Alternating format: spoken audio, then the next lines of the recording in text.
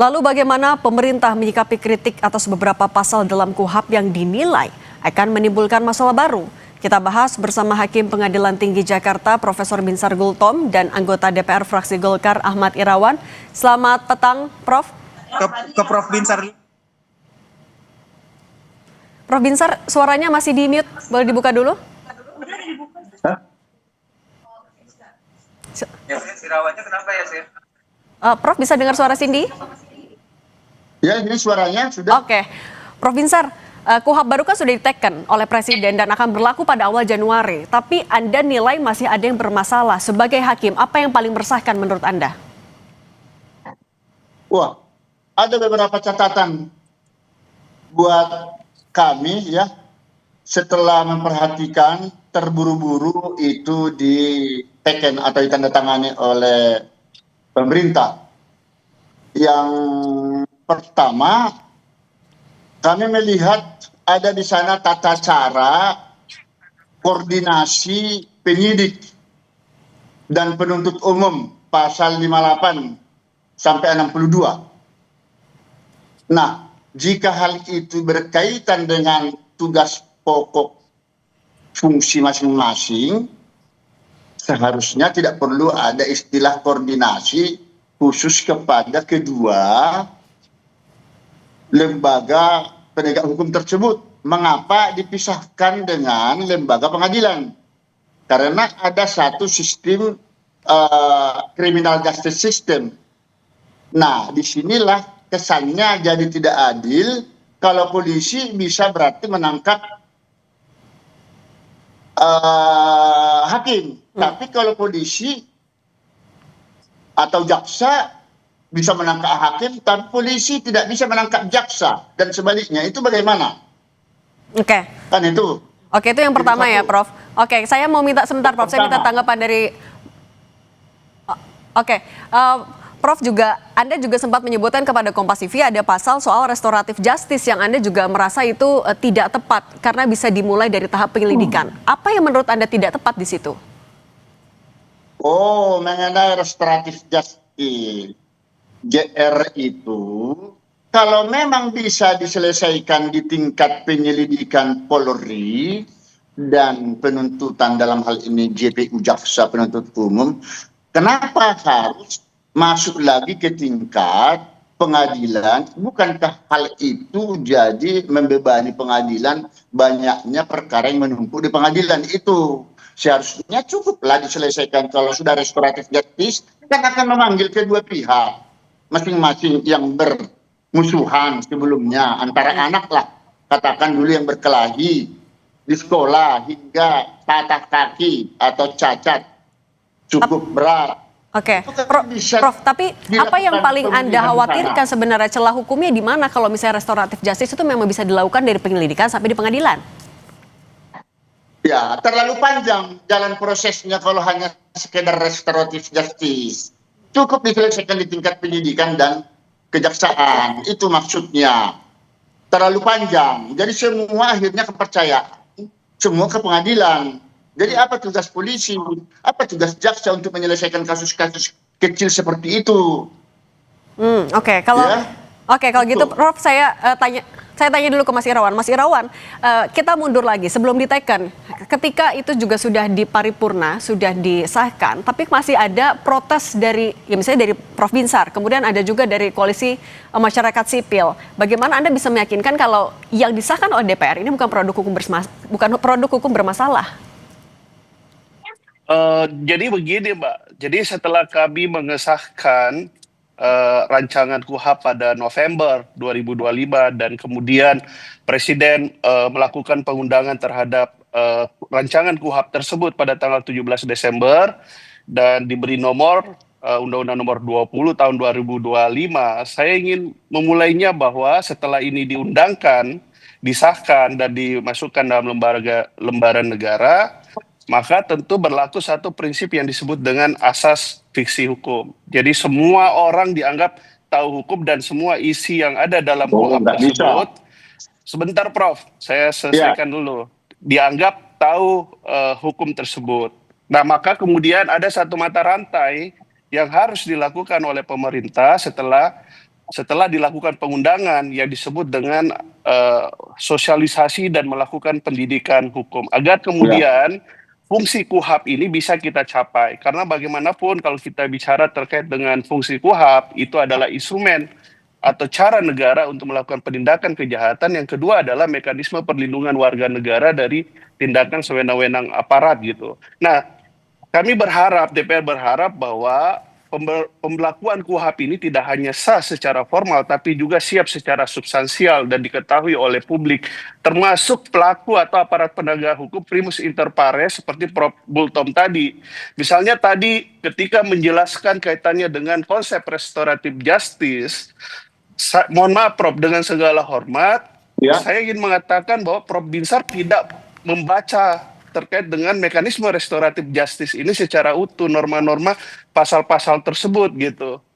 Karena yang ketika kemudian di tahap penyelidikan atau karena penyidikan, PP-nya belum ada, Pak. Mohon izin. Peraturan pemerintahnya baru sedang disusun, kan? Tapi PP ini adalah turunan dari undang-undang, tetapi dalam undang-undang tersebut telah dicantumkan bahwa ketika kemudian terjadi perdamaian atau terjadi kesepakatan antara para pihak, pelaku, korban, keluarga korban, anaknya, dan lain-lain, maka penyidik bisa mengeluarkan yang disebut dengan SP3, dan di penuntutan, penuntut bisa mengeluarkan surat penghentian penuntutan. Nah, fungsi pengadilan nantinya, JPU melaporkan kepada pengadilan untuk kemudian dikeluarkan penetapan. Jadi tidak semua kemudian persoalan-persoalan atau dugaan laporan kejahatan tersebut itu muaranya ke pengadilan. Enggak. Penyidik punya kewenangan dalam melakukan atau memediasi antara para pelaku dan korban. Penuntut bisa, tapi kemudian tidak. Jadi mereka bisa menghentikan tersebut. Pengadilan nanti hanya mengeluarkan penetapan jika kemudian restoratif justice diselesaikan di penuntutan. Apakah dengan adanya SP3 dari pihak penyidik Polri tidak cukup? Itu selesai sudah penghentian penyidikan. Nah, itulah yang saya bilang. Masih perlu ada penetapan dari pengadilan? Pak, makanya itu yang saya bilang tadi. Jadi pemerintah punya tanggung jawab besar dalam mensosialisasikan isi KUHAP ini agar kemudian tidak keliru diinterpretasikan. Cukup, Pak. Kalau kita lihat KUHAP, surat penghentian penyidikan tersebut cukup, Pak. Pengadilan tidak perlu mengeluarkan penetapan. Kalau Pak. Sebenarnya nggak perlu harus lewat pengadilan. Makanya ini sama dengan sosialisasi, Pak, kalau begitu. Ini yang belum sempat disosialisasikan. Makanya banyak masyarakat bingung. Makanya saya sampaikan tadi, Pak, bahwa ada satu prinsip hukum yang disebut dengan asas fiksi hukum yang merupakan mata rantai dari perlunya dilakukan oleh pemerintah sosialisasi dan pendidikan hukum.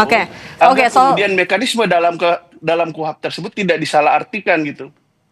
Soal sosialisasi itu yang masih jadi PR. Kemudian juga Prof. Binsar juga kan kepada Kompas TV menyebutkan salah satu yang Anda kritisi juga soal adanya percobaan pidana 10 tahun bagi terpidana hukuman mati apabila memang menyesali perbuatannya. Apa yang juga paling mengganggu Anda dari pasal ini sebenarnya, Prof? Sangat-sangat ini tidak berwibawa dan tidak tegas. Coba ya kita lihat di pasal 100